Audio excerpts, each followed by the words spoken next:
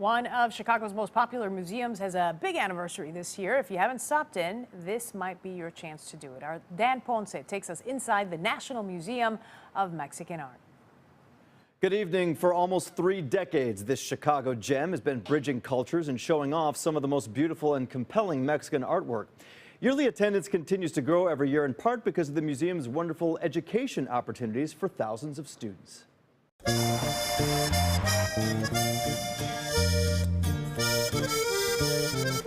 It is perhaps the crown jewel of Chicago's Pilsen neighborhood. The National Museum of Mexican Art is approaching 30 years of showcasing the beauty and richness of Mexican art and culture. It's one of the biggest collections in the world of work created by Mexican-American artists. I am very glad that the museum has become such an important part of the fabric of our city. This museum is significant not only to the Pilsen neighborhood, not only to the Mexican community who lives in the Midwest, but really is a gem for the city of Chicago. The museum opened in 1987 by a group of educators. Attendance grew quickly over the years, and in 2001 they moved into the current location on West 19th Street. It features 5 galleries and a full performance space with more than 150,000 visitors each year. We really give people the opportunity to understand a lot about our culture, about our history, and in doing so, hopefully understand a little bit more about their neighbors. Neighbors in Chicago, the better you can understand who your neighbors are, I think the better a community you will all make together. Many works on display involve political struggles and the fight for social justice. Among the most popular exhibitions at the museum is the annual Dia de los Muertos exhibit, the Day of the Dead.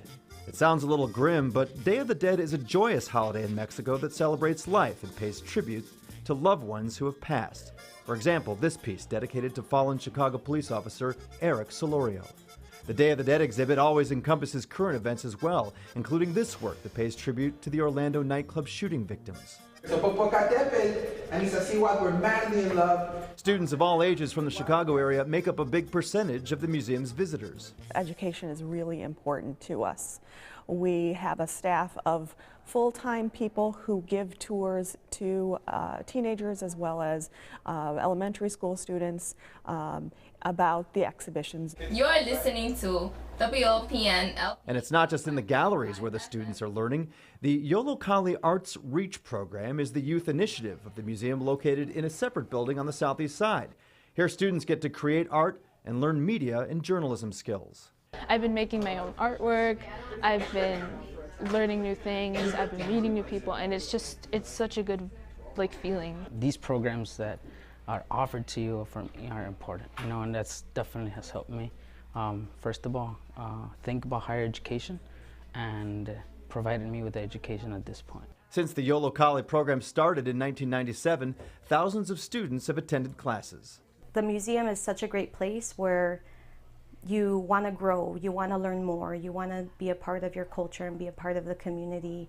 And what's great about Yollocalli is you're getting those skills to learn how to give back to the community. A community that continues to grow quickly along with the museum's popularity. One of our goals is to expose both Mexicans and non-Mexicans to the Mexican culture and art so that we can better understand each other. The museum keeps itself running thanks to corporate donors and several outside grants. There's also a fantastic gift shop, but admission to the museum is free of charge. So get out to Pilsen and check it out. You won't be disappointed. I'm Dan Ponce, WGN News. Thank you to Dan for that story.